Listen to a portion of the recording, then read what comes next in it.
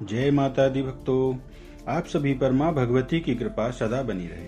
आज गुप्त नवरात्रि का 10वां और अंतिम दिन है। 10 महाविद्याओं में 10वीं महाविद्या के रूप में महाविद्या कमला देवी की पूजा की जाती है।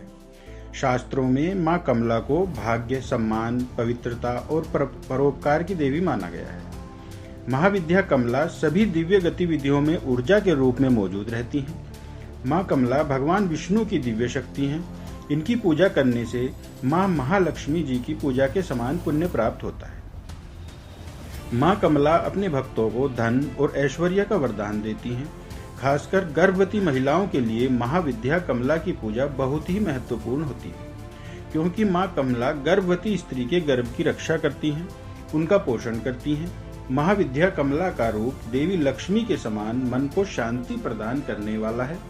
महाविद्या कमला प्रसिद्धि, भाग्य और धन की देवी है। अगर कोई गुप्त नवरात्रि में सच्चे मन से महाविद्या कमला की पूजा करता है तो उसे धन और समृद्धि की प्राप्ति होती है। इसके अलावा गर्भधारण और बच्चों के अच्छे विकास के लिए भी इनकी पूजा की जाती है। महाविद्या कमला को भाग्य, सम्मान, पवित्रता और परोपकार की देवी भी माना जाता है। महाविद्या कमला की पूजा करने के बाद गुप्त रूप से कन्याओं को दान देना चाहिए या गुप्त रूप से कन्या भोज कराना चाहिए।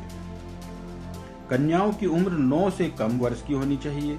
महाविद्या कमला की पूजा करने के लिए सुबह स्नान आदि से निवृत्त होने के बाद एक लकड़ी की चौकी के ऊपर लाल वस्त्र बिछाकर उसके ऊपर तांबे की प्लेट में एक कमल या गुलाब का पुष्प रखें। उस पुष्प के बीच में सिद्ध प्राण प्रतिष्ठा युक्त कमला यंत्र की स्थापना करें। कमला यंत्र के दाईं ओर भगवान शिव और अपने गुरुजी की फोटो की स्थापना करें। कमला यंत्र के समक्ष शुद्ध घी का दीपक प्रज्वलित करें और विधि पूर्वक यंत्र का पूजन करें और मंत्र का जाप करें। महाविद्या कमला की पूजा का मंत्र है ओम श्रीं ह्रीं कमले कमलाल्ये प्रसिद्ध प्रसिद्ध श्रीं ह्रीं महालक्ष्मी नमः। इसके अलावा पंचाक्षरी मंत्र श्रीं क्लीं श्रीं नमः, इस मंत्र का भी आप यथासंभव जाप कर सकते हैं। महाविद्या कमला की साधना या पूजा की जानकारी को हमेशा गुप्त रखना चाहिए, नहीं तो यह साधना का या पूजा सफल नहीं होती है। पूजा करने के बाद हवन करें। हवन खुद से करना चाहिए। हवन के लिए कमल गट्ठे, लाल पुष्प, शुद्ध घी और हवन सामग्री मिलाकर रखें। इन सभी सामग्रियों से हवन कुंड में आहुति देनी चाहिए। आहुति देते समय सभी 10 महाविद्याओं का एक बार फिर से स्मरण करना चाहिए। साथ ही नव दुर्गा ओम के सभी 9 स्वरूपों का भी ध्यान करना चाहिए और उनके मंत्रों का जाप करना चाहिए। गुप्त नवरात्रि में कन्या भोज करने के लिए आप खुद के घर पर कन्याओं को आमंत्रित ना करके अपने आसपास के मंदिर में या आसपास की जगहों पर जाकर कन्याओं को जो भी भोग प्रसाद है वह दे सकते हैं। दक्षिणा दे सकते हैं, उन्हें उपहार आदि दे सकते हैं। यदि घर में कोई छोटी कन्या हो तो आप उनकी पूजा अपने घर पर कर सकते हैं। ध्यान रखें कि कन्या पूजन भी गुप्त रूप से ही करना चाहिए। यदि आपके व्रत या कन्या पूजन की जानकारी उजागर हो जाती है तो उससे भी गुप्त नवरात्रि के व्रतों का या पूजा फल का प्राप्त नहीं होता है। इसके बाद व्रत का पारण जो भी भोग प्रसाद, हलवा, पूरी, खीर के रूप में आपने महाविद्याओं को अर्पित किया है उसी को प्रसाद रूप में ग्रहण करना चाहिए। कलश विसर्जन या जो भी पूजन सामग्री का विसर्जन वह आपको अगले दिन सुबह सुबह सूर्योदय के बाद कर लेना चाहिए। जिन लोगों के यहाँ ऐसा करने की परंपरा नहीं है वो 10वीं तिथि को यानी 10 महाविद्याओं का पूजन करने के बाद भी शाम को सूर्यास्त से पहले पहले विसर्जन कर सकते हैं।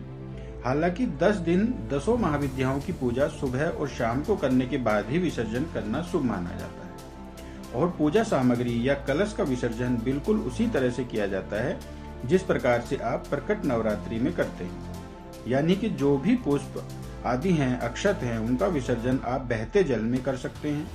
जो भी आपने माता रानी को चुनरिया, कलावा अर्पित किया हुआ है उसे आप घर के मुख्य द्वार पर या अपने घर की तिजोरी में रख सकते हैं। कलावे को आप अपने हाथ में या परिवार के सदस्यों के हाथ में बांध सकते हैं। कलश का जल आप किसी पौधे में विसर्जित कर सकते हैं। उससे पहले उस जल का छिड़काव घर के हर मुख्य द्वार पर या हर कोने में आप कर सकते हैं और उस जल को अपनी आंखों पर, अपने माथे पर भी स्पर्श करना चाहिए। कलश के अंदर जो भी एक का सिक्का आपने डाला है उसे आप अपने घर की तिजोरी में रखें, मंदिर में आप रख सकते हैं और बाकी सभी सामग्रियों का विसर्जन आपको बहते जल में कर देना चाहिए। अगर बहते जल की व्यवस्था ना हो तो आप पीपल के पेड़ के नीचे गड्ढा खोदकर भी उस सामग्री को दबा सकते हैं। माता की चौकी हटाने से पहले या विसर्जन करने से पहले आप महाविद्याओं का या माँ भगवती को श्रृंगार करें। जो सुहागिन महिलाएं हैं उन्हें पूरा श्रृंगार करना चाहिए। देवी को कुमकुम, हल्दी, अक्षत, सिंदूर आदि अर्पित करें और माँ की पूजा में दान का अधिक महत्व होता है। इस दिन भक्त अपनी क्षमता के अनुसार दान कर सकते हैं और दान आप अन्न, धन, वस्त्र का कर सकते हैं। और जो भी सुहागिन महिलाएं होती हैं उन्हें इस दिन सुहाग की सामग्री का भी दान करना चाहिए। इस दिन माता पार्वती जी की भी विशेष पूजा आपको करनी चाहिए।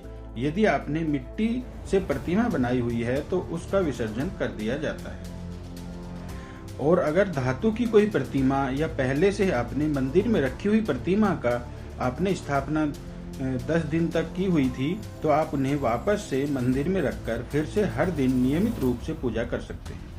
अगर 10वें दिन पीरियड्स के कारण आप विसर्जन या कन्या पूजन नहीं कर पाते हैं तो जो आने वाली पूर्णिमा है उस दिन भी आप गुप्त रूप से कन्याओं को दान या कन्या भोज करा सकते हैं या फिर आप अपने घर में रखी हुई प्रतिमा या कलश का विसर्जन भी पूर्णिमा का दिन कर सकते हैं जो कि आषाढ़ पूर्णिमा होती है। जब भी 10वें दिन या जो भी नवरात्रि का अंतिम दिन होता है उस दिन जो माताएं बहनें खुद से पूजा करने में समर्थ नहीं होती हैं उन्हें आने वाली पूर्णिमा के दिन ही विसर्जन या कन्या पूजन करना चाहिए।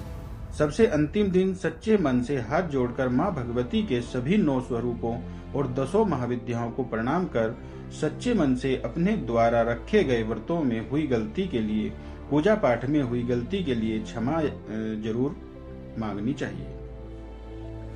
जो भी भूल चूक आपसे हुई है उसके लिए यदि सच्चे मन से प्रार्थना की जाती है तो उस गलती का कोई दोष नहीं लगता। इसके अलावा यदि इन 10 दिनों में आप कोई विशेष पूजा करना भूल गए हैं या कोई विशेष भोग माँ को अर्पित करना भूल गए हो तो 10वें दिन भी आप विसर्जित करने से पहले आप उस माँ को उस भोग को लगा सकते हैं, माता रानी को समर्पित कर सकते हैं। कोई खास उपाय यदि आपको बताया गया हो तो वो भी आप 10वें दिन कर सकते हैं। इस प्रकार से गुप्त नवरात्रि की पूजा की जाती है, व्रत पूर्ण किए जाते हैं। इस प्रकार से गुप्त नवरात्रि की पूजा की जाती है, व्रत पूर्ण किए जाते हैं। इस बात का ध्यान रखना चाहिए कि गुप्त नवरात्रि में जितना गुप्त रहकर पूजा साधना या व्रत रखा जाए या गुप्त दान किया जाए वो जरूर फलित होता है। हमारे चैनल पर लगातार 10 महाविद्याओं की पूजा विधि और कथा की वीडियो देखने के लिए आप सभी का बहुत बहुत धन्यवाद। माता रानी आप सभी के व्रत स्वीकार करें, आप सभी के मनोकामनाएं पूर्ण करें। आशा करता हूँ आप हमारे चैनल पर अपलोड होने वाली एकादशी, पूर्णिमा और अमावस्या की वीडियो भी इसी तरह से प्यार देंगे। तो जय माता दी, जय जय माता दी। बोलिए सच्चे दरबार की जय हो, बोलिए माता रानी की जय हो, बोलिए अम्बे जगदम्बे माता की जय हो, बोलिए कमला देवी की जय हो, बोलिए लक्ष्मी नारायण भगवान की जय हो। राधे राधे।